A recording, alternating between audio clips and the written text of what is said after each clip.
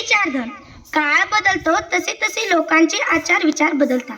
जुन्या पिढीचे विचार कालाबाह्य आहेत, बुरसटलेले आहेत असं नव्या पिढीला वाटतं.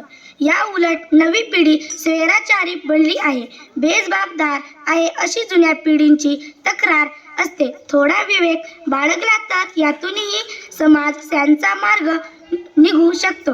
जुन्या पिढीपेक्षा वेगळा आचार विचार बाळगण्याचा अधिकार नव्या पिढीनं जरूर भोगावं, पण हे नम्रपणानं करावं. जुन्या पिढीनंही आपली मत जपण्याचं स्वातंत्र्य जरूर भोगावं, पण आपली मत म्हणजे शाश्वत सत्य आहे आणि त्यांची चिकित्सा नव्या पिढीनं करता कामा नये असा हेकटपणा बाळगू नये. आपल्या मताविषयी शंका उपस्थित केली एवढ्यावरूनच तरुण पिढीला स्वैराचारी ठरू नये. डॉ. आ. साळुंखे.